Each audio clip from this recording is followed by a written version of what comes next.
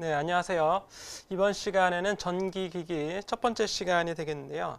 우리 이제 전기자기약이나 다른 과목과 같이 이제 전기기기도 좀 많이 어렵고 많이 좀 까다로워하는 그런 부분이 있습니다. 그래서 하나씩 한번 살펴보면서 기초적인 내용에 좀 집중해서 내용 살펴보도록 하죠. 자, 이번 시간에는 출제 내용과 이제 전기기기 전반에 대한 출제 내용과 여러분 이제 공부 어떻게 해야 되는지, 그리고 특히 직류기 부분으로 들어가서 내용을 살펴보도록 하겠습니다. 자, 전기기기 과목의 이제 출제 항목이나 세부 항목, 그리고 이제 고득점을 위한 공부 방법. 뭐 딱히 이제 정해진 방법이라고 하는 건 그냥 기초 내용 잘 알고 공식 외우고 기출문제 잘 풀고 이러면 사실 돼요. 크게 어렵진 않은데 그런 과정을 이제 찾아가는 첫 단계가 조금 이제 어떤 사람에게는 오래 걸릴 수도 있고, 또 어떤 사람은 좀 빨리 진입할 수도 있고, 어떤 사람은 계속 첫 단계만 계속 이제 공부할 수도 있고, 그런데 그런 부분을 자기가 이제 이 내용을 얼추 보면서 전체적인 내용을 좀 보면서 확실한 방법을 찾아가야겠죠. 개인마다 조금씩의 이제 차이는 있을 테니까요. 자, 생각해 보기 위해서는 발전기와 전동기, 우리 전기 기기에서 중요한 기기들 중에 한 가지가 되는데, 이 발전기와 전동기는 어떻게 다른지 에너지의 변환적인 측면, 그리고 아니면 응용적인 측면, 여러 가지 생각해 볼 필요가 있을 것 같아요. 한번 좀 알아보시기 바라고요. 출제 항목은 이렇게 직류기, 전동기, 동기기, 전력 변환기, 변압기, 유도 전동기, 교류 정류자기, 그리고 제어용 기기 뭐 이런 것들이 출제되는데, 기기하면 발전기, 그리고 전동기, 이게 이제 주된 내용이 되겠고, 거기에 에너지 변환의 의미인 변압기 이런 게 들어가는 거예요. 그리고 이런 것들을 더 유기적으로 또는 효과적으로 사용하게 해주는 어떤 이제 변환 장치들, 그런 것들이 이제 정류자기라든지 제어용 기기 이런 것들이 이제 있게 되는 거죠. 그리고 전기기기를 이제 종류별로 나누면 우리가 이제 직류기냐 교류기, 직류, 교류 이렇게 나누게 되고, 동기기냐 유도기냐 또는 변압기냐 이렇게 이제 나누어 줄 수 있습니다. 근데 대개는 이제 직류기부터 시작을 하는 경우도 있고, 공부를 변압기나 유도기로부터 시작을 하는 경우도 있는데, 대개 이제 처음은 직류기로부터 한번 시작을 해보도록 하겠습니다. 그래서 직류기 그러면 직류 발전기와 전동기가 있는데, 이런 것들의 구조와 원리를 여러분들이 잘 알아야겠죠. 구조, 원리 이런 건 이제 출제 대상이 되는 거고, 여기에 이제 응용법 아니면 이런 것들 만드는 데 들어가는 어떤 설비, 이런 과정들, 이런 것들이 하나하나씩 이제 출제 대상이 되는 겁니다. 그래서 기출 문제를 보면서 자주 나왔던 문제들 역시 이제 빨리 파악을 해야겠죠. 어느 부분에서, 그죠?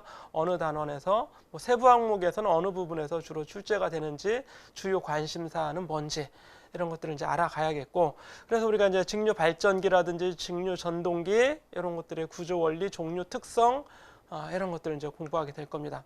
동기기도 마찬가지죠. 동기기만의 어떤 특징이 있을 테고, 동기기는 대개 이제 발전기로 쓰이게 될 텐데, 발전기에서 전압은 얼마나 나오는지, 토크는 어떻게, 출력은 얼마나 나오는지, 구조, 원리, 종류 이런 것들 좀 알아보시면 될 것 같습니다. 전력 변환기라든지 변압기가 많이 중요하죠. 변압기와 유도기는 큰 틀에서 보면 같은 원리라고 할 수 있습니다. 이런 것들을 등가 회로적으로 어떻게 표현을 해서 어떻게 이제 응용이 되고, 어떤 특성은 어떤 특성들이 있는지 이런 것들을 좀 알아보는 변압기와 유도기는 되게 이제 유도 전동기로 이렇게 쓰이게 되겠죠. 많이 이제 시험에 출제되겠고, 그 다음에 이제 교류 정류자기, 제어용 기계 이런 것들은 이제 부수적으로 또 출제가 되는 부분이 되겠습니다. 자, 시작으로 들어가서 직류기를 살펴볼 텐데, 전기 기기의 개요, 그리고 직류 발전기의 원리 구조, 종류 특성 보도록 하겠습니다. 자, 우리가 전기기기라고 하는 건 크게 이제 회전기와 정지기로 나눌 수 있어요. 그래서 회전기에서는 직류기와 교류기가 있고, 직류, 발전기, 전동기, 교류기에서는 이제 동기기와 유도기, 동기기가 주로 발전기, 유도기가 주로 이제 전동기로 이제 응용이 되는 겁니다. 그리고 정지기에서는 이제 변압기라든지 정류기, 인버터 뭐 이런 것들이, 초퍼 이런 것들이 이제 우리가 분류해 볼 수 있습니다. 직류 발전기의 원리와 구조, 실제 내용으로 한번 들어가 보는데요.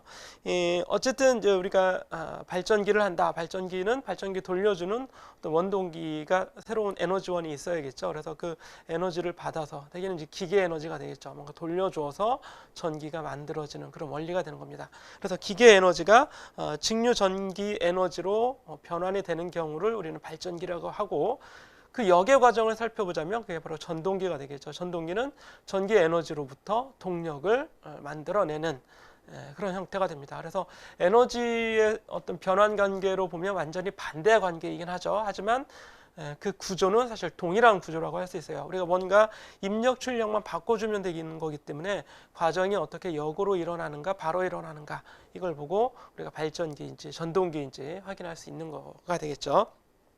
그래서 직류 발전기는 뭐 전기분해, 축전지의 충전, 아크 용접 이런 형태로 이제 용도가 되는 거고, 직류 전동기는 전기철도나 제철소, 공장 자동화, 시멘트 공업 이런 데에 들어가는 전동기로 쓰인다는 얘기예요. 그래서 여기에 나와 있는 그 용도라고 하는 건 이제 교류기에 대비해서 직류기는 이런 용도로 주로 이제 사용이 된다는 말입니다. 네.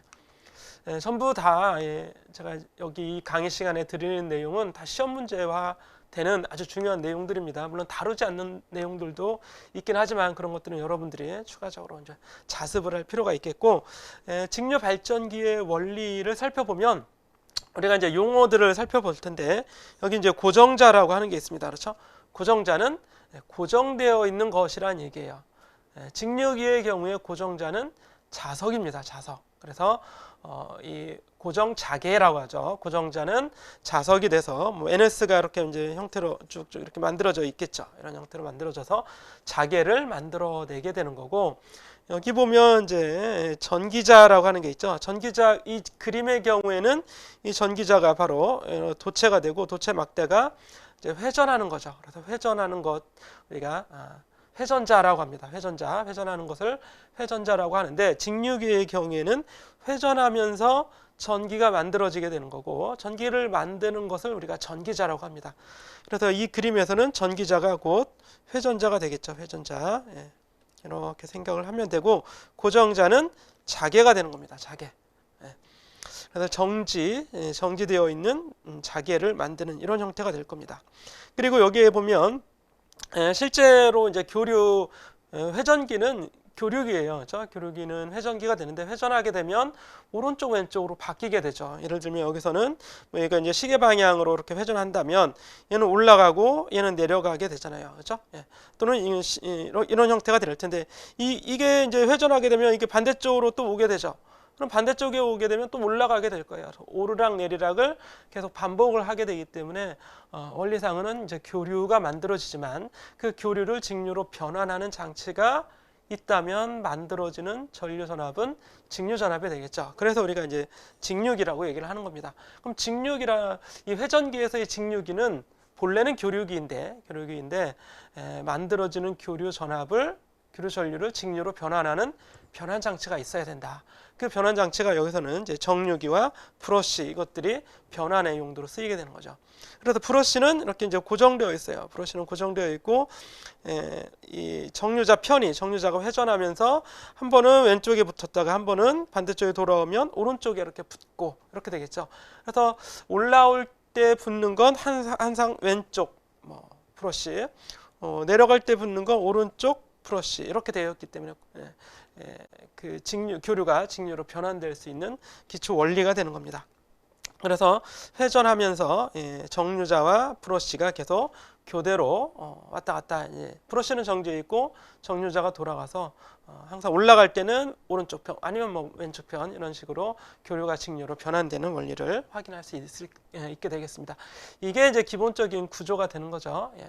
그리고 실제 어떤 뭐 사진은 아니지만 사진과 비슷한 이런 그림을 보게 되면 전기자가 회전자 역할을 하게 되는 거고, 계자라고 하는 건 자장을 만드는 그 만들어지는 과정을 우리가 이제 그 장치를 계자라고 하고, 뭐 여자라고 이제 표현을 하기도 합니다. 그래서 이제 고정자의 경우에는 지금은 이렇게 테두리가 되는 거죠. 그렇죠? 테두리 안에 고정이 되어 있고, 이 축으로 전기자는 축을 중심으로 이렇게 이제 회전하게 되면서 기전력을 만들어내는, 그러니까 우리가 이제 전기자라는 이름을 쓰게 되는 겁니다. 그래서 실제적인 구조는 이런 형태로 간단하게 이제 표현을 할 수 있어요.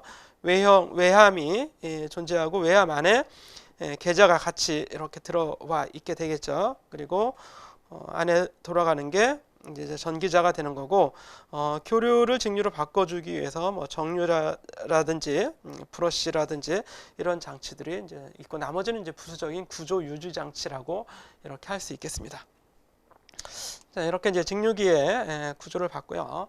실제 계좌 건선은 이런 형태로 만들어요. 그래서 이런 형태로 계좌 건선이 쭉 만들어지게 되는 거고, 이런 것들이 다 계좌 철심이 되겠죠. 계좌 철심.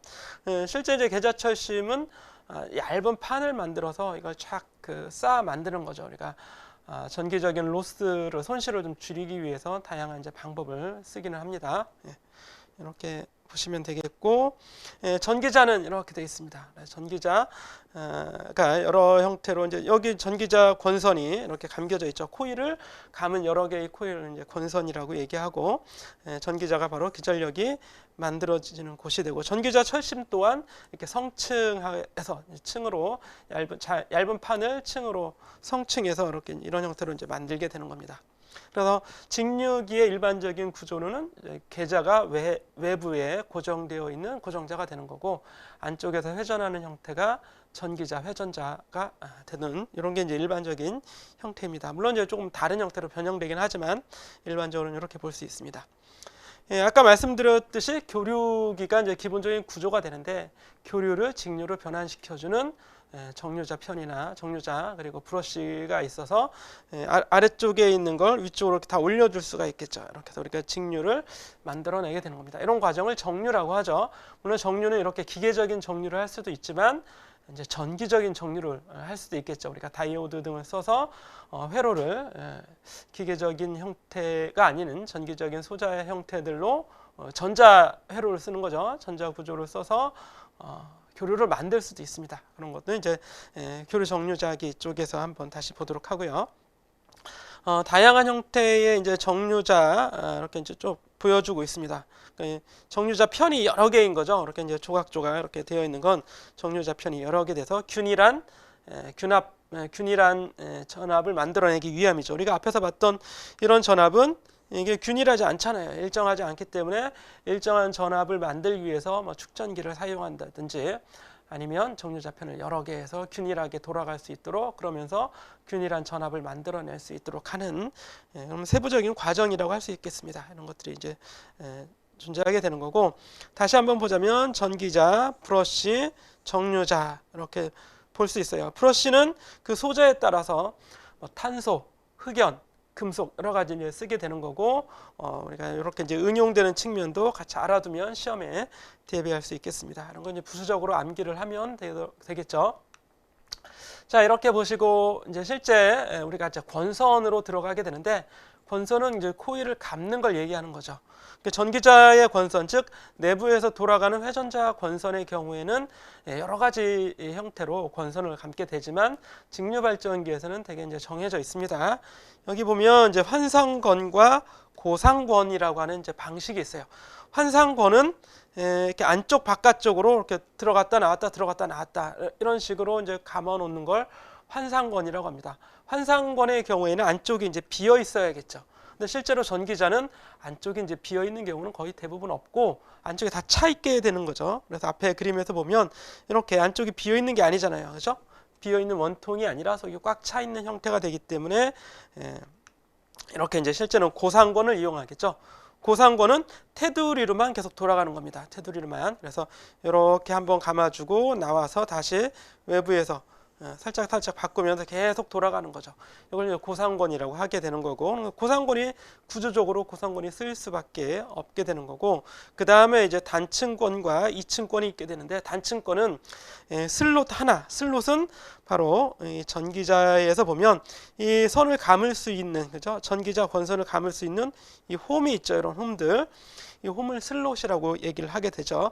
물론 이제 고정자도 다 슬롯이 있겠죠. 그래서 슬롯에 한 개의 선이 한 번 지나가면 이걸 이제 단층권이라고 하고, 한 층으로 되어 있는 거죠. 하지만 이제 한 번 지나가고 다른 슬롯 하나에 들어오고 나가는 두 개의 도체가 들어가면, 그러니까 2층권이라고 합니다. 효율을 위해서는 2층권이 이제 주로 쓰이게 되겠죠. 그래서 이 고상권이 많이 쓰이고 2층권, 뭐 다층권으로 할 수도 있고 2층, 3층으로 할 수도 있겠죠. 이런 형태로 전기자 권선을 만들게 되는 거고, 여기 보면 이제 중요한 시험에 대해서 이제 많이 나오게 되는 중권과 파권이라고 하는 게 있습니다. 중권과 파권의 형태는 우리가 이걸 극이라고 하죠. N극과 S극, 이제 자극이라고 하는데, 자극을 이렇게 돌아가는 거예요. 이렇게 감겨졌다가 반대쪽 자극, N극으로 한번 들어갔다가 S극으로 다시 나오고, 또 N극으로 들어가서 다시 S극으로 나오고, 이런 형태로 계속 돌아가는 거죠. 이게 이제 중권이라고 하고, 파권은 어떻게 하냐면 들어갔다가 나오고 다시 다른 N극으로 다시 들어갑니다. 그래서 모양을 보면 이렇게 파도 치는 형태로 되어 있죠. 물론 NS의 형태는 이렇게 N극, S극, N극, S극의 계좌 자극을 얘기하는 겁니다. 그렇죠? 계좌 자극을 이런 식으로 들어갔다가 나오고 다시 들어갔다 나오는 파도 치는 형태로 되어 있는 경우가 파권이 되는 거고, 중권은 이 구조에서 보면 들어갔다 나오고 다시 왼쪽으로 들어가서 다시 나오고 이렇게 되는 게 이제 중첩이 돼서 돌아가는 것 같죠. 그래서 랩이라고 합니다. 랩 와인드, 중첩된 권성, 그래서 우리가 중권이라고 얘기를 하게 되는데, 얘네들의 이제 특징이 있죠. 중권과 파권의 비교 아주 많이 출제가 되기 때문에 잘 알아두셔야 되는데, 중권은 극수라고 하는 게 있는데, 극수는 바로 자극을 얘기해요. 자극의 수하고 병렬 회로수, 브러쉬 수가 다 같아요. 이게 중권의 특징이 됩니다. 중권은 극수가 브러쉬 수와 병렬 회로수가 같다. 그래서 병렬 회로수라고 얘기하는 거, 우리가 이제 이렇게 도체를 감았어요. 이게 하나의 도체를 감고 이렇게 도체를 감았다면 N에서 들어가고 S로 이런 형태로 나오게 되겠죠. 이런 것들이 병렬로 이렇게 연결되어 있는 겁니다. 병렬로 이렇게. 그래서 병렬로 연결되어 있는 이 개수가, 예를 들어서 이게 4개다. 병렬 회로가 지금 병렬선이 4개잖아요. 하나, 둘, 셋, 4개, 그렇죠? 4개가 돼 있으면 그게 이제 극수 P, 브러쉬 수 B, 병렬 회로수 A가 다 같아요. 그래서 P는 A는 B, 이렇게 이제 얘기할 수 있겠죠. 그죠? 병렬 회로수와 극수와 브러쉬 수가 같다. 그래서 요거를 잘 알아두시면 이게 중권의 특징이 되는 거고, 파권은 그냥 다 2예요. 2. 그래서 파권의 그림을 그리면 병렬 회로수가 2가 돼요. 그래서 이 경우에 모양이 이 모양이 아니라, 파권의 경우에는 같은 도체를 사용한다면 4개의 도체가 이렇게 있어야겠죠. 왜냐하면 병렬 회로수가 2개여야 되니까. 그렇죠? 이게 1개, 2개, 이렇게 2개예요. 그럼 각 병렬 회로에는 도체가 1개, 2개, 3개, 4개가 들어가는 거죠. 그래서 전체는 8개의 도체가 이런 식으로 돌아가게 되는 거예요. 여기에는 8개의 도체가 이렇게 들어가는데, 극수와 병렬 회로수와 브러쉬 수가 4개가 되겠죠. 그렇죠? 이게 값이 4가 되는 겁니다. 그렇죠? 그래서 파권은 다 2가 된다. 그래서 파권 2, 그래서 8이 이렇게 이제 많이 외워요. 8이. 파권은 숫자 2를 생각하고, 중권은 PAB 이렇게 이제 암기를 해주면 됩니다. PAB가 같다. 파권의 경우에는 직렬 연결된 회로가 많고 병렬이 되어 있으니까, 직렬이 된 게 많을수록 어떻게 돼요? 전압은 증가하게 되는 거고, 전압이 증가한다는 얘기는 반대로 얘기하면, 같은 얘기는 전류가 감소한다는 얘기가 되겠죠. 자, 중권의 경우에는 병렬 회로수가 많아지기 때문에 전류가 많아지는 거죠. 이렇게 병렬 연결한다 그러면 많이 모일 거 아니겠어요. 많이 모여서 전류가 많아지는 거고, 전압은 좀 작겠죠. 그래서 이런 용도로도 많이 쓰이고, 이런 것들도 이제 시험 문제로 출제가 많이 되니까 이렇게 이제 선들을 가지고 잘 알아보시면 되겠습니다. 그리고 여기 중권에 보면 균합고리가 쓰이게 돼요. 그러니까 전압의 불평형이 많이 생겨나기 때문에 얘네들을 이제 맞춰주기 위해서 균합, 즉 전압을 평형화 시켜주는 균합전선이 이제 들어가게 되는 거고, 고리 모양으로 되어 있기 때문에 균합고리라고 합니다. 선을 다 이어서 다 연결해 주는 거예요. 그러면 이제 불평형이 생겼을 때 높은 전압에서 낮은 전압으로 전압이 좀 흘러가게 돼서 다시 평형 형태가 만들어지겠죠. 이것도 출제가 많이 되는 이런 항목이 되고, 암기를 많이 하면 되겠습니다. 이렇게 이제 보시고, 그 다음에 전압이 만들어지는 원리, 우리가 발전기에서는 플레밍의 오른손 법칙 얘기를 많이 하게 되죠. 플레밍의 오른손 법칙. 왼손 법칙은 전동기에서 쓰이는 전동기의 원리가 되는 겁니다. 그래서 오른손에 우리가 이렇게 손을 이렇게 펴게 되면 엄지, 검지, 중지 이렇게 되어 있죠. 그래서 F, B, 전압, E 이런 식으로 만들어지게 되는데 F는 사실 힘이라기보다는 속도가 돼요. 속도인데 힘을 주는 방향으로 움직이기 때문에 힘을 줘야 움직일 수 있겠죠. 그래서 원동기가 가하는 힘의 방향, 그게 바로 그 속도가 되겠죠. 또는 이 도체가 받는 힘의 방향. 왼쪽 그림에서는 위쪽으로 힘을 받아요. 그럼 위로 움직인다는 얘기입니다. 바로 이제 속도 V가 위쪽 방향이 되는 거고, 자개는 오른쪽으로 돼 있죠. 오른쪽 N에서 S 방향일 테니까 오른쪽. 그래서 이 손가락이 자개 오른쪽이고 힘의 방향은 위쪽이고, 그러면 이 중지가 바로 뭐가 되게 돼요? 기전력이 되는 거죠. 전압, 만들어지는 전압의 방향이 중지의 방향. 그럼 여기는 어떻게 되겠어요? 중지니까 우리가 손을 여러분들이 보기에는 이렇게 되겠죠. 이렇게 집어넣어야겠죠. 여기서 보면 이런 식으로 여러분들이 보기에는 아마 이렇게 돼 있을 것 같아요. 그래서 중지의 방향이 이렇게 들어가게 돼 있으니까 전압은 이런 방향으로 전압이 흐르게 되는, 이게 플레밍의 오른손 법칙이 되겠고, 그럼 실제 만들어지는 전압은 얼마인가? 그게 바로 유도 기전력이 되는데, 유도 기전력은 소문자 2로 이렇게 표현하자면, 여러분들이 많이 이제 전기 자기학에서도 공부를 많이 했겠죠. 그래서 BLV 암기하면 돼요. 다 곱해준다 이렇게 생각하면 되겠죠. B는 자개가 되고, B는 물론 자석 밀도의 값이 되는 거고, L은 도체의 길이가 되고, V는 속도가 되는 겁니다. 그런데 얘가 이제 계속 한 방향으로 움직일 수가 없고, 실제적인 경우에는 이제 회전기이기 때문에 돌아가겠죠. 그래서 돌아가는 회전 속도를 우리가 대입을 해주면 되는 겁니다. 그래서 회전 속도는 우리가 파이 dn 이런 주변 속도가 되겠죠. 그러니까 주변 속도라고도 얘기를 하게 되는 겁니다. 회전기니까 돌아가는 우리가 순간 속도, 선 속도, 뭐 주변 속도 여러 가지 말로 표현을 하게 되고, n은 초당 회전수, 어떤 책에는 이제 F로, 진동수 F로 나타나기도 합니다. 그래서 초당 회전수 또는 주파수라고 이제 표현을 해도 되겠죠. F가 돼서 F로도 많이 쓰이게 되기 때문에 이렇게 BL, 파이, DN을 다 곱해주면 되고, B에 대해서 자석 밀도에 대해서 쓰면 B에 대해서 정리하면 이런 식이 나오게 되겠죠. 그리고 이 파이에 대해서 정리하면 P, 파이, N 이런 형태로 나오게 돼요. 그래서 P, 파이, N에 대한 P는 바로 극수를 얘기하죠. 앞에 우리는 P는 A는 B, 바로 중건의 특징이라고 그랬죠. 이 극수가 바로 이게 P가 들어가게 되는 겁니다. 극수가 들어가게 되겠고, 파이는 바로 이 자석이 들어가는 거죠. 자석.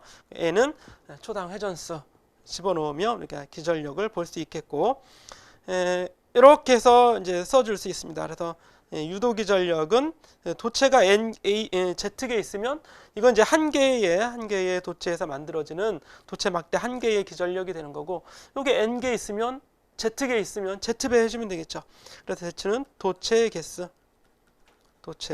개수가 되는 거고, A는 이제 병렬 회로수죠. 병렬로 연결되면 같은 전압이 나올 테니까요. 병렬 회로수만큼의 전압이 이제 감소하게 되겠죠.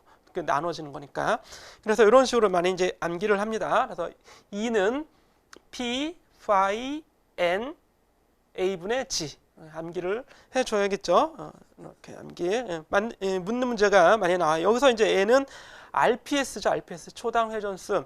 N의 단위는 RPS 그냥 숫자예요. 1초에 몇 번 회전하게 되는가, 이렇게 이제 적용을 해주시면 되겠습니다. 자, 그 다음에 직류 발전기의 종류와 특성 좀 알아보도록 하죠.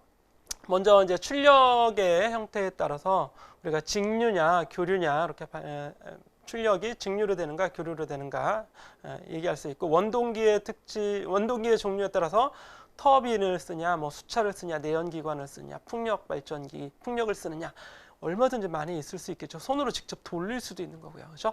그 터빈의 경우에는 대개는 이제 물을 끓여서 끓는 물이 터빈을 이렇게 회전시키게 되는 고속 터빈이 될 테고, 수차의 경우에는 이제 떨어지는 물이죠. 떨어지는 물의 압력, 높이 차에 의해서 돌아가게 되는 수차가 되는 거고, 내연기관은 기름을 떼서 돌아가니까 우리가 내연기관이라고 얘기를 하게 되겠죠. 내연기관 같은 경우에는 이제 위치를 옮겨 다니면서 쓸 수 있는 그런 발전기로 쓸 수 있고, 풍력은 뭐 이런 풍력 발전기 많이 알고 있잖아요. 그런 형태가 되는 거고, 회전자의 구성에 따라서 회전 전기자가 회전하게 되면 회전 전기자형이 되는 거고, 반대로 계자가 회전하는 경우도 있습니다. 그래서 회전 계자형이라고 얘기를 할 수도 있고, 여자 방법에 따라서는 타여자냐 자여자냐, 이게 이제 주로 거론되는, 시험에 더 많이 출제되는 그런 내용이 되게 세부적으로 들어가서, 타여자의 경우에는 즉 여자라고 하는 건 자개를 만들어주는 걸 여자라고 합니다. 그래서 자개를 만들어준다는 얘기는 자기장을 만들어주는 거죠. 우리가 전자석을 사용할 수도 있고 영구자석을 사용할 수도 있는데,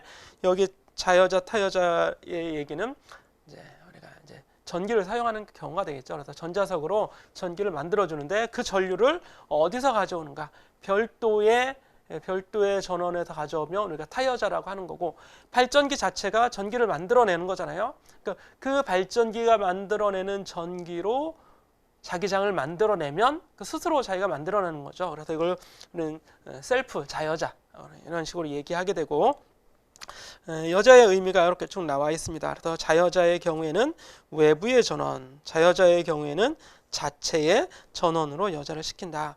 여자는 이제 당연히 직류를 쓰게 되는 겁니다. 이렇게 해서 이제 타여자, 자여자 분류를 하게 되고, 자여자의 경우에 만들어내는 그 전류가 어떻게 전기자와 연결이 되어 있는가, 그죠?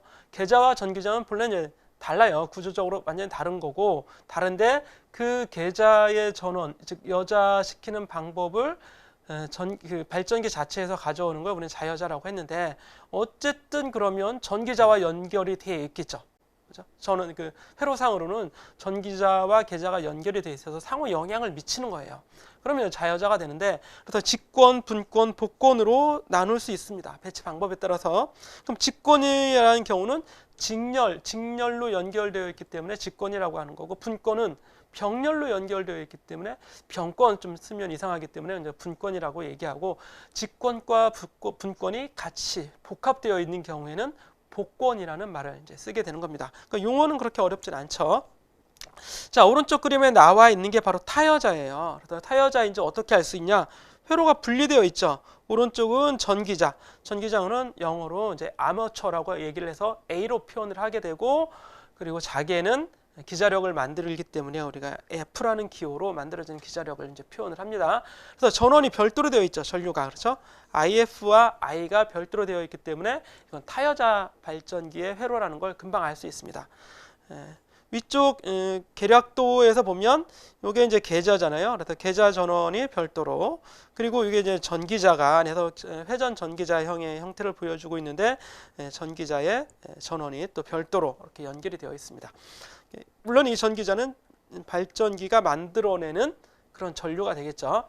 이런 형태가 이제 타여자가 되고, 그래서 다시 한번 회로들을 보면 이렇게 이제 분리가 아예 되어 있다. 이렇게 타여자는. 그리고 타여자가 만들어내는 이 전기자에서의 전압을 우리가 유도기전력, 유기기전력, 기호로는 E를 씁니다. E, 그렇죠? 유기기전력, EMF의 일렉트로모티브 포스의 앞자를 따서 그냥 E로 많이 표현을 하게 되는 거고, V는 단자 전압이에요.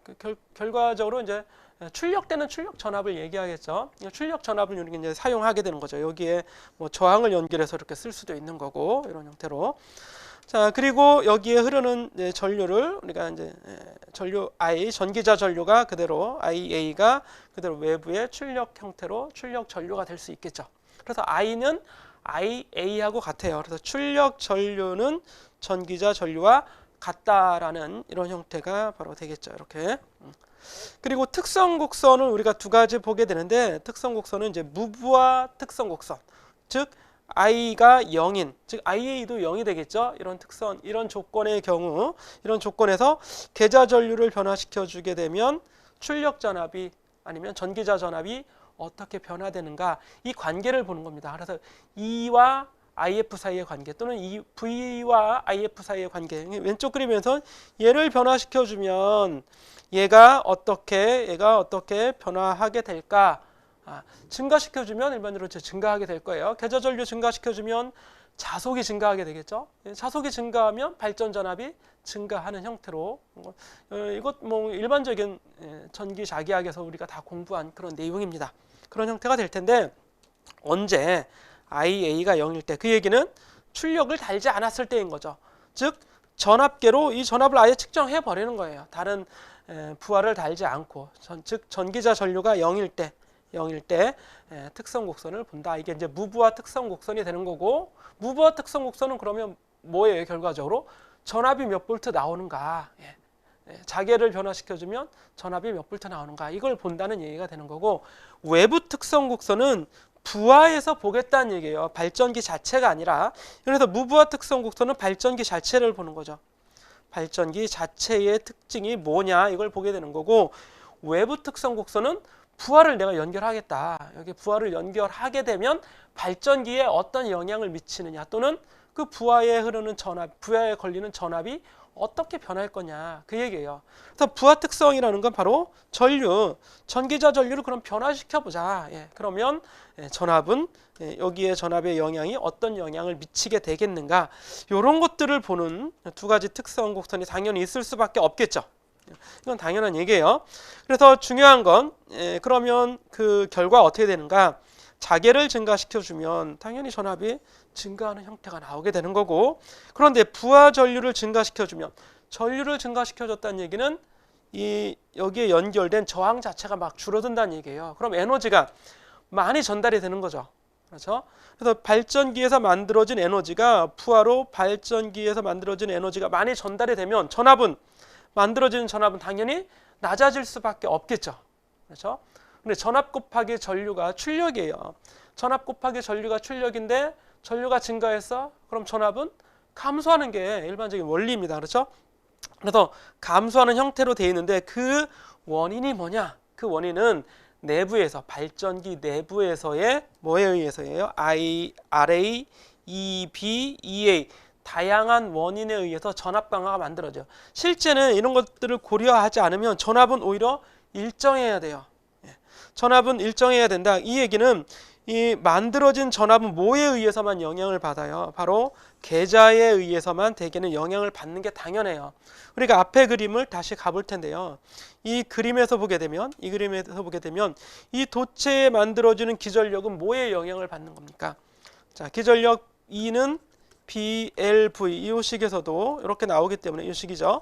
나오기 때문에 자기장이 증가하게 되면, 즉 자속이 증가하면 당연히 전압은 증가하게 되는 거예요. 나머지는 변함이 없겠죠. 다른 게 자속 변화가 없다면, 즉 IF의 변화가 없다면 기전력은 변할 게 없어요. BLV가 되기 때문에. 그래서 이 그림에서도 이 기전력 E는 그냥 BLV예요. BLV. 그냥 간단하게 보자면, 한 개의 자석을 보자면, 여러 개를 다 보면 A분의 P, N, Z 이렇게 나오기 때문에 변할 게 없어요. 그렇죠? 일정한 전압이 나와줘야 되는데, 전류가 많이 흐르게 되면 어떻게 되겠어요? 여기에 전류가 많이 흐르게 되면 이 내부에서 발전기 특성에 의해서 전압을 좀 갉아먹는 거예요, 자기가. 그렇죠? 내부에서 전압이 떨어지게 되는데, 그 원인은 전기자 반작용이라고 하는 것, 그리고 이 브러쉬는 교류를 직류로 바꿔주는데, 이 브러쉬에서 손실이 존재하게 됩니다. 그 브러쉬에서의 전압 강화를 EB로 표현하는 거고, 계자의 전류가 많이 흐르게 되면 여기에도 저항적인 요소가 있겠죠. A에 의해서. 그렇죠? 그 전기자 저항이죠. 전기자의 저항에 의한 저항선이 존재하기 때문에 전압 강화가 생겨나는 거예요. 그래서 다양한 원인들에 의해서 전압이 조금씩 감소하는, 출력 전압이 감소하는 이런 형태를 만들어내는, 이게 이제 타여자 발전의 특징이 되게 되는 겁니다. 그래서 이제 이론적으로 보자면 이런 형태의 형식의 이제 값을 볼 수 있겠죠. 발전 전압이 요건데 출력 전압은 다양한 원인들에 의해서 낮아지게 되는 걸 설명할 수 있습니다. 자, 자여자 중에서 직권, 분권, 복권이 있다고 했는데, 먼저 직권을 살펴보죠. 직권은 전기자와 직렬로 연결된 권선이 있는 겁니다. 자, 그렇게 되면 이 경우에도 I는 IA가 돼요. 그런데 여기에 흐르는 전류에 의해서 뭐가 만들어져요? 전류에 의해서 자계가 만들어지게 되겠죠. 이렇게 기자력이 만들어지게 되는 거고, 그 기자력에 들어가는 전류를 우리는 IF, 계자 전류라고 하는데, 이게 다 하나의 선이잖아요. 그렇죠? 그러니까 I와 출력 전류 I와 전기자 전류 IA, 계자 전류 IF가 다 같은 거예요. 그렇죠? 이런 특성은 당연한 겁니다. 그렇죠? 이런 특성이. 그래서 자여자의 경우에는 다 같다. 이렇게 전류가 다 같다. 이렇게 생각하면 되고 전압 특성은 그대로 나오겠죠. 그렇죠? 오늘 다여자든 자여자든 간에 단자 전압은 실제 유기기전력에서 다양한 원인들에 의한 전압 강하를 빼주면 되는 겁니다. 그렇죠? 그래서 이렇게 나오게 되는 거고 모양은 부하 특성 곡선의 모양은 이렇게 돼 있어요. 왜냐하면 이 부하 특성 곡선이 자여자가 타여자랑 다른 이유는 타여자는 어떻게 돼 있어요? 부하 전류가 증가하면 단자 전압이 감소하는, 약간 감소하거나 아니면 일정하다 이렇게 생각하면 된다고 그랬는데 자여자의 경우에는 모양이 어때요? 증가하게 돼 있죠. 왜냐하면 이 부하 전류가 그대로 뭐가 되는 거예요? 바로 계자 전류가 되기 때문에. 그래서 계자 전류가 증가하면 자속이 증가하는 거고 전압은 증가할 수밖에 없겠죠. 그래서 이렇게 증가하는 형태가 된다. 이 얘기는 무부하 특성 곡선, 즉 타여자의 무부하 특성 곡선하고 결과적으로 동일한 모양이 되는 겁니다. 그렇죠? 이게 즉 타여자의 무부하 특성 곡선은 자여자의 부하 특성 곡선과 모양이 같죠. 그럴 수밖에 없네요. 이렇게 되는 게 있고 여기에 보면 중요한 중요한 진술이 있는데 무부하가 되면 이제 전류가 0이 되는 거죠. 전류가 0이 됐다는 얘기는 끊어졌다는 얘기예요. 그렇죠? 부하가 연결이 안 됐거나 끊어져 있다 이런 얘기입니다. 자, 이렇게 되면 발전이 당연히 불가능하게 되겠죠. 왜냐하면 자계가 없어지는 거니까. 자계가 없어지면 자계 또는 B가 0이 되는 거 아니에요. 근데 발전기는 E가 뭐예요? BLV가 돼서 B가 존재해야 되는 거죠. 그렇죠? A분의 P-N Z가 되든 어쨌든 간에. 그러면 자계가 없으면 발전기가 동작하지 않겠죠. 이런 게 이제 당연한 특성이 되는 거고 그래서 무부하 특성 곡선이라는 게 생길 수가 없다. 없는 거죠. 아예. 뭐만 있어요? 부하 특성 곡선만 존재하게 되겠죠. 결과적으로 그렇다는 얘기입니다. 자, 이제 자여자 직권을 살펴봤고 다음 그림은 이제 분권 그림. 분권은 전기자 권선과 병렬로 연결되어 있기 때문에 병렬권, 분권이 되겠죠. 분권의 경우에 뭐 여러분 다 키르요프 마디 법칙 다 공부했잖아요. 그렇죠? 전류 관계가 어떻게 돼요? 전류 관계가. 여기 부하의 전기가 여기 있네요. 부하의 전류가 흐른다면 이게 이제 그 다음 페이지인데요. 부하의 전류가 흐른다면 이 만들어지는 전류 그리고 전기자 전류가 나가서 전기자 전류 일부는 어디로 가요? 분권으로 가는 거고 나머지가 부하로 출력이 되겠죠. 출력 전류가 되겠죠. 그래서 이 경우에는 IA가 I 더하기 IF 이게 분권이에요. 그래서 분권은 분리되어 있다. 그래서 전기자가 만드는 전류가 계자와 출력으로 분류가 된다. 이렇게 생각하면 또 편하게 원리를 이해할 수 있겠죠. 자, 앞에 그림에 다시 가서 무부하 특성 곡선 역시 동일합니다. 그렇죠? 무부하 특성 곡선은 부하가 없는 경우, 부하가 없으면 계자에만 전류가 흘러가게 되겠죠. 부하가 없다는 건 전기자가 없다는 게 아니에요. 부하가 없다는 건 출력되는 출력 장치가 없다는 얘기가 되기 때문에 외부에 어떤 뭔가 연결이 안 돼 있는 거죠. 전기를 안 쓰고 있다는 얘기고 결과적으로 얘가 만들어내는 전류는 다 어디로 가요? 계자로 다 가게 되는 거죠. 그래서 계자 전류에 의한 기전력값 또는 출력값의 변화를 보게 되는 게 이제 무부하 특성 곡선이 되겠죠. 당연히 여기서는 무부하 특성 곡선이 존재하게 될 겁니다. 이 경우에 보면 여러 가지 이제 선들이 이렇게 쭉 그려져 있는데 이걸 우리는 계자 저항선이라고 얘기를 하게 돼요. 계자 저항선. 그래서 계자의 저항을 여기 이제 RF가 표시되어 있죠. 계자의 저항을 조절한다 이런 얘기예요. 그럼 여기 가변 저항 형태로 되어 있잖아요. 계자의 저항을 조절해서 결과적으로 뭘 조절하는 거예요? 계자 전류를 조절하는 거죠. 자기장을 증가시키거나 감소시키거나 이런 이제 특성을 보려 함인 거죠. 그래서 RF는 저항은 전류분의 전압, 계자 전압이 되겠죠. 전압이 되고 이 기울기 탄젠트 세타가 되는 겁니다. 이 기울기를 우리는 계자 저항선의 계자 저항값이라고 할 수 있는 겁니다. 그럼 계자 저항을 조절한다는 얘기는 이 기울기를 n에서 다양한 N1, N2, N3로 조절하게 된다는 얘기고 전압을 확립해 나가는 경우가 되는 겁니다. 그래서 전압을 이렇게 다양한 전압으로 바꿔주는 방법은 계자 저항을 조절해서 얻을 수 있다. 이런 내용이 이 안에 들어가 있는 것이 되겠죠. 이렇게 한번 살펴봤고요. 그래서 이 경우에도 무부하가 되면 잔류자기가 없으면 무부하 시에 잔류자기가 없다면, 즉 계좌가 전류가 안 흐르는 거나 아니면 아예 처음부터 계좌 당연히 무부에는 전류가 안 흐를 텐데, 그럼 계좌라도 있어야 기전력이 만들어질 거 아니겠어요? P5N이니까, 그죠?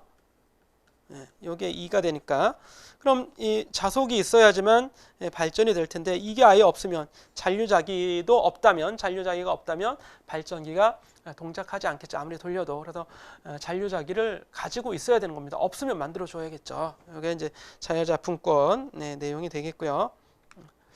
이렇게 해서 자여자 분권의 기전력이라든지 출력 전압 이런 걸 살펴볼 수가 있습니다.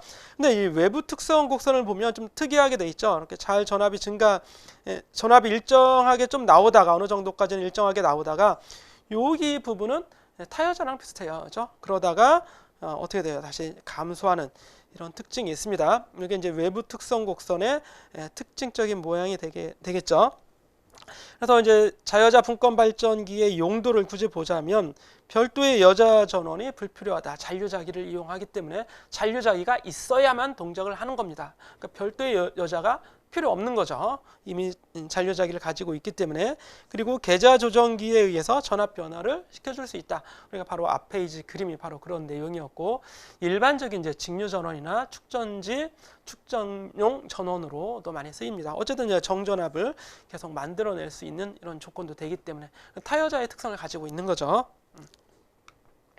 자, 그리고 자여자 복권 발전기인데, 복권 발전기는 이게 직권이죠. 직권과 분권이 같이 가지고 있습니다. 그래서 이런 작용을 이용해서 계좌를 막 증가시켜 줄 수도 있고 계좌를 없애줄 수도 있어요. 얘네의 연결 방향이 서로 계좌를 증가시키는, 더해주는 방향이 되면 우리가 가동 복권 이렇게 얘기하고, 서로 차이를 이용할 수 있어요. 차이를. 그런 경우에는 이제 차동 복권 이렇게 얘기를 하게 되는 겁니다. 서로 차이를 갖게 반대 방향으로 여자를 시키는 거죠. 그러면 이제 차동 같은 방향으로면 우리가 이제 가동 복권 이런 식으로 얘기하게 되고, 차동 복권은 전압이 이제 감소하게 되겠죠. 우리가 계좌를 조절해 줄 수 있기 때문에 계좌를 감소시켜 주면, 즉 전기자 전류가 많이 흐르면 그 전류가 많이 흐를수록 이 직권과 분권 사이의 차이가 커져서 실제 자속은 감소하게 되겠죠. 그러면 전압은 떨어지게 되는 거예요. 그 효과를 막아주는 게 이제 가동 복권이 되겠죠. 그래서 가동 복권의 경우에는 전압을 일정하게 유지시키려고 하는 경우가 있고, 차동 복권의 경우에는 전압을 감소시키려고 하는 이런 것들을 이제 다양하게 이용하게 되는 겁니다. 그래서 용도에 따라 물론 다르겠죠. 그래서 여기 보면 이제 부하 증가에 따라 단자 전압이 급감되는 이런 효과를 수하 특성이라고 해요. 전류는 증가하는데 전압이 감소되는 수하 특성을 이용한다. 그러면 차동 복권을 생각하면 되겠습니다. 그래서 아크 용접기 전원으로 정전류를 만들어내는데 이제 우리가 쓰게 되는 거고, 아크 용접기 전원으로 많이 이용하게 된다. 자세한 건 여러분들이 다시 한번 확인을 해보시기 바랍니다. 그 다음에 이제 직류 전동기가 되겠어요. 전동기라 하는 건 발전기와 반대라고 그랬죠. 플레밍의 왼손 법칙을 이용하게 되는 겁니다. 플레밍의 왼손 법칙. 자, 엄지손가락이 바로 뭐가 돼요? 역시 이제 힘이 되죠. 그리고 자기장의 방향이 되는 거고, 중지가 이 경우에는 이제 전류의 방향이 되는 거예요. 그래서 손가락만 오른손이냐 왼손이냐 이렇게 바꿔서 사용하게 되면 되겠습니다. 그러면 이 경우에는 결과적으로는 뭐가 얻어지는 거예요? 힘이 얻어지는 거죠. 발전기는 전류를 얻으려고 하는 거지만, 기전력은 얻으려고 하는 거지만, 이건 입력의 측면으로 보자면 입력은 전류죠. 전류를 이렇게 넣어주면, 전류를 이 방향으로 흐르게 해주면 어디서? 자개 속에서, 자속이 있는 공간에서 전류가 흐르면 힘을 받아서 움직이겠죠. 그걸 우리는 이제 전동기라고 부르는 겁니다. 모터를 얘기하죠. 그래서 이렇게 이제 생각을 하면 좋을 것 같고, 이 경우에도 역시 어때요? 전류 이렇게 흘려주니까 자개는 이 방향이 됐죠. N에서 S 방향에 자개가 있을 때 힘은 위로 받게 된다. 이렇게 이제 볼 수 있습니다. 자, 그리고 실제 이제 돌아가는 경우를 한번 살펴보면 전류를 직류 절원을 사용하게 되면 우리가 직류 전동기라고 얘기를 하게 되는 거고, 만약에 이걸 교류를 썼다 그러면 교류 전동기가 되겠죠. 지금은 직류 전원을 사용하니까 직류 전동기라고 얘기를 하게 되는 거고, 그럼 전류가 이쪽으로는 오른쪽으로 항상 들어가기만 하겠죠. 오른쪽 브러쉬를 통해서는 전류가 들어가고 왼쪽을 통해서는 전류가 흘러 나오는 형태로 입력을 넣어주면 출력은, 결과물은 바로 뭐가 돼요? 돌아가게 된다. 얘는 플레밍의 왼손 법칙을 적용해 보면 힘을 아래로 받게 되는 거고, 얘는 힘을 위로 받게 되는 거죠. 그래서 왼쪽에 온 놈은 위로 힘을 받으니까 전체적으로는 시계 방향으로 회전하는 직류 전동기가 나오게 되는 겁니다. 자, 다 마찬가지죠. 세 개의 그림이 다 동일한 그림이네요. 보시고 넘어가 보죠. 자, 직류 전동기도 어쨌든 뭐가 돼요? 어쨌든 자개가 존재하고 자개 속에 전류를 흘려주게 되는 겁니다. 그러면 이제 돌아가게 되겠죠. 그럼 자개 속에서 돌아가니까 다시 또 뭐가 돼요? 발전기의 역할을 또 하게 돼요. 그럼 이상하죠. 이상한 게 아니라 이제 본래 당연한 거예요. 전동기, 모터를 돌리기 위해서 전류를 넣어줘서 돌아가는데, 돌아가면 돌아가는 거에 의해서 다시 기전력을 만들게 돼요.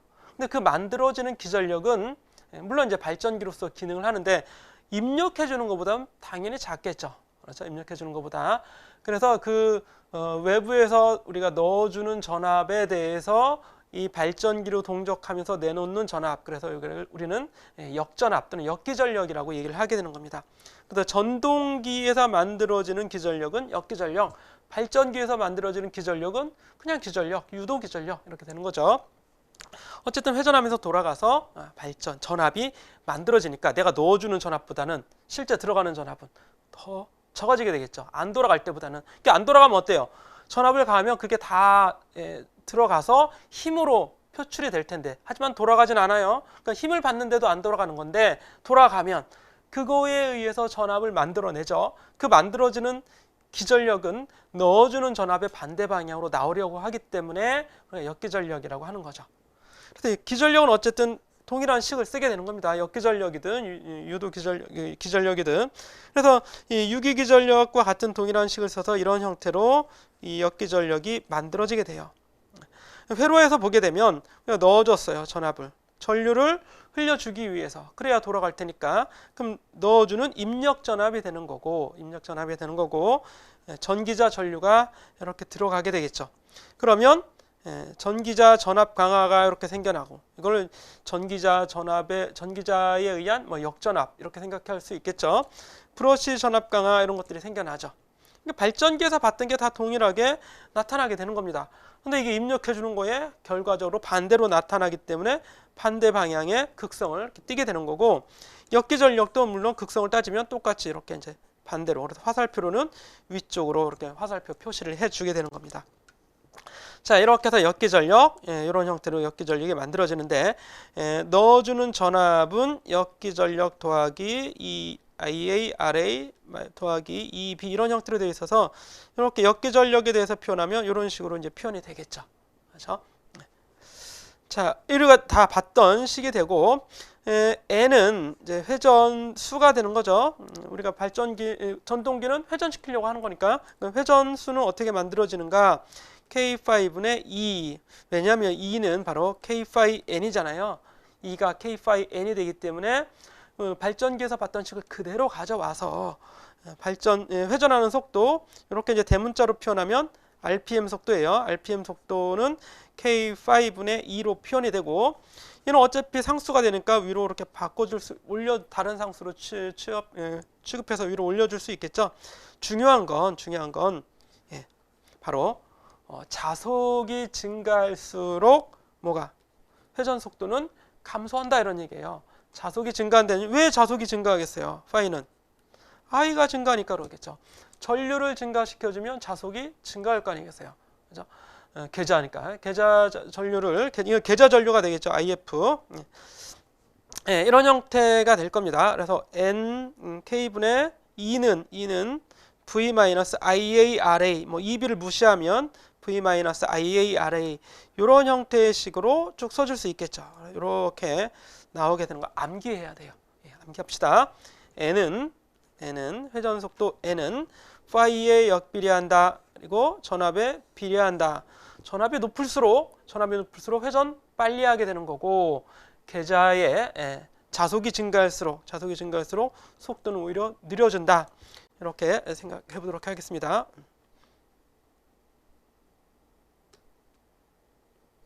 자, 그래서 계좌가 증가할수록 속도는 느려지고, 전압이 증가할수록, 단자 전압이 증가할수록, 뭐 입력 전압이죠. 전압이 증가할수록 회전 속도 증가한다. 이렇게 보면 되겠고요.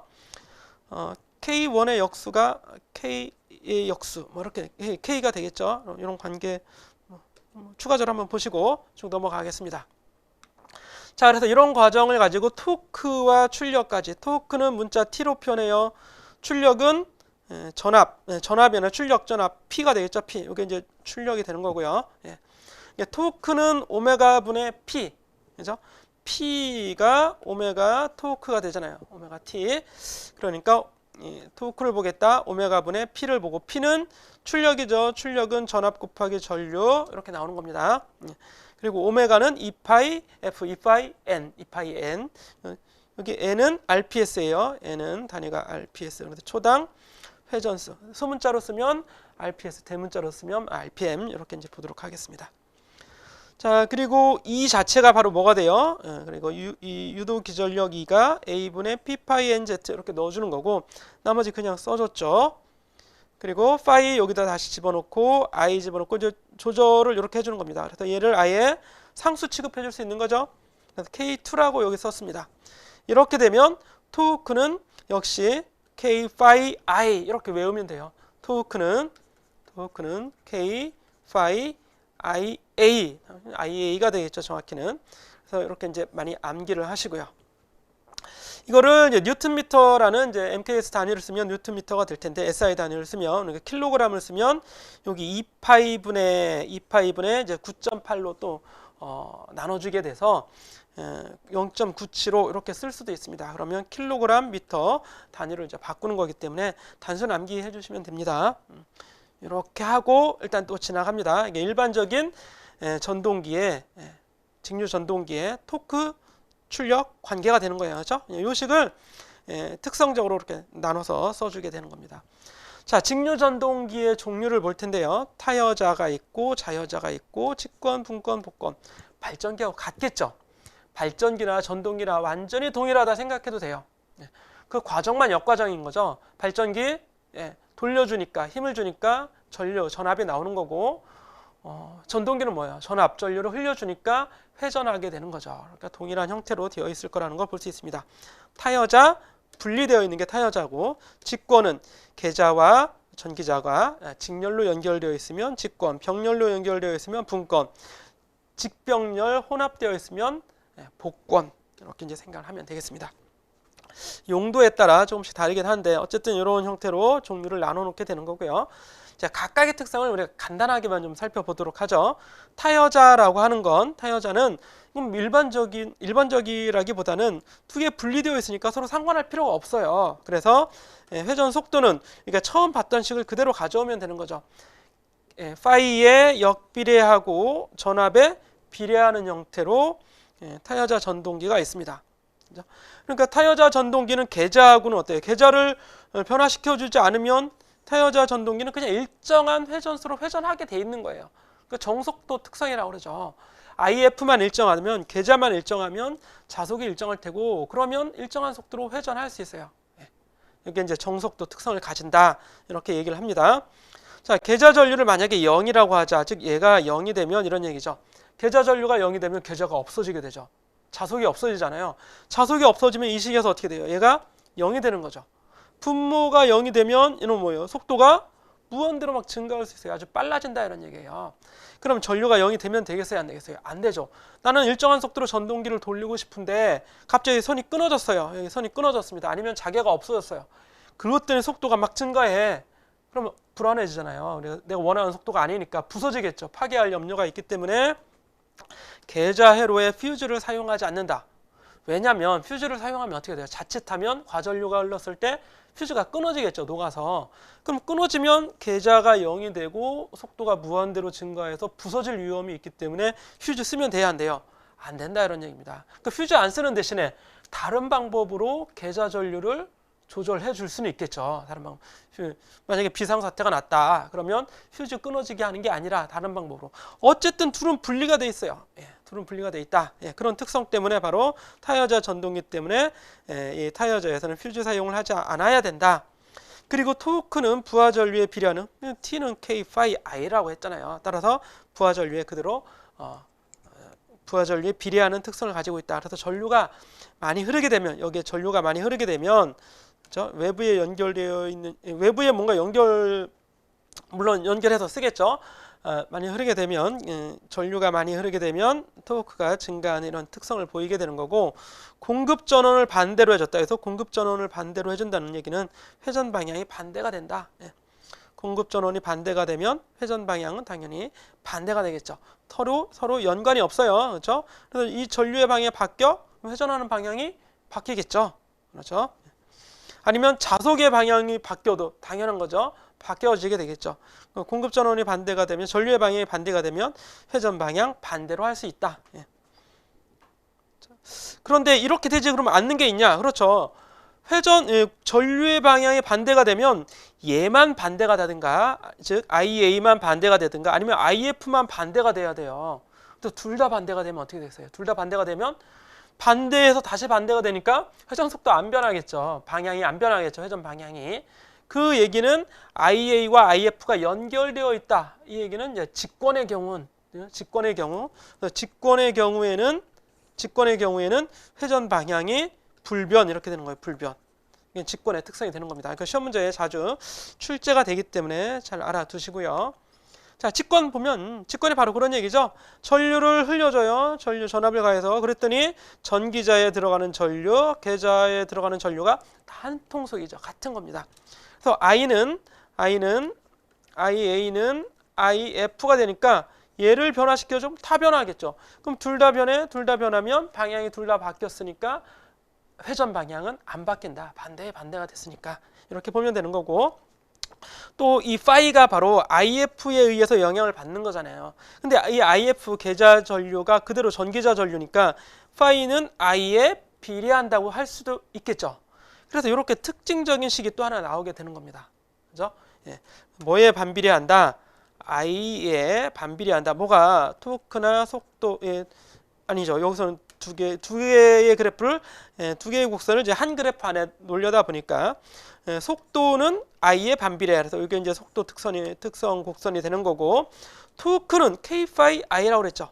K 파이 I인데 타이어자에서는 얘 다르고 얘 다른 거예요. 그렇죠? IF가 분명히 다른데 직권에서는 같은 거잖아요. 그러니까 파이도 I에 비례, IA도 I에 비례 그 자체가 I니까 그러니까 I의 제곱에 비례해줘야 되고 I와 N은 IF와 N은 반대죠. I와 N은 역비례 관계잖아요. 그렇죠?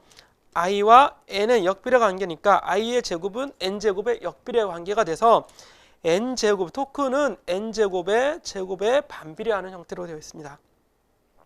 이 둘 사이의 관계가. 그러니까 토크 자체는 I의 제곱에 비례하고 이게 약간은 직선처럼 되어 있는데 이렇게 제곱에 비례하고 N제곱에는 반비례하고 속도는 I에 반비례하니까 이렇게 나오게 되는 겁니다. 잘 알아두세요. 그래서 이거를 그냥 그림으로 보기에는 약간 비대칭 같지만 실제 그릴 때는 그냥 이렇게 반대로 그려주면 돼요. 그래서 토크는 증가하고 속도는 감소해. 뭐에 따라서 부하 특성이니까 I에 따라서 이런 식으로 많이 암기를 하고 그렇게 이제 유추할 수 있겠죠. 자, 이게 이제 직권 전동기의 특징이 되는 거고요. 여기에도 나와 있죠. 잔류자위가 없으면 무부하가 돼요. 잔류자위가 없다는 얘기는 무부하시 잔류자위가 없다는 얘기죠. 무부하시 잔류자위가 없으면 속도가 무한대가 되겠죠. 그렇죠? 파이가 너무 작으면 아예 0이 되면 속도가 무한대가 되겠죠. 역시 파괴 염려가 되고 벨트 운전하지 않는다. 벨트는 겉돌을 수 있잖아요. 그렇죠? 이게 기어로 되어 있으면 잘 겉돌 리는 없습니다. 그렇죠? 기어 2가 빠지지 않는 이상. 하지만 이제 벨트로 되어 있으면 벨트는 겉돌 수 있어요. 저 겉돌면 어떻게 돼요? 모터가 너무 빨리 돌아서 부하가 없어지니까 부하가 없어서 많이 빨리 돌 수 있기 때문에 부서질 염려가 있으니까 이거 역시 벨트 운전을 하지 않는다 이런 형태로 이제 표현이 되는 거고 타여자하고 같은 원리로 볼 수 있겠죠. 근데 그게 바로 제곱에 비례하니까 이제 문제가 되는 거고 이렇게 좀 정리를 해보시고 토크 이렇게 나오죠. 다음으로 분권 전동기. 분권은 병렬로 연결되어 있는 특성이 일어나겠죠. 그러면 병렬이기 때문에 I가 들어가는 전류, 이게 이제 입력 전류가 돼요. 저 전류를 넣어주면, 단자에서 전류를 넣어주면 일부는 전기자로 가고 일부는 계자로 가는 거죠. 그래서 I는 IA 더하기 IF 특징이 있게 되는 거고요. 물론 이제 발전기에서는 IA가 I 더하기 IF 이렇게 됐던 거였어요. 그렇죠? 전동기에서는 이렇게 이제 시계 형태가 약간은 좀 바뀌게 되는 거고, 이거 역시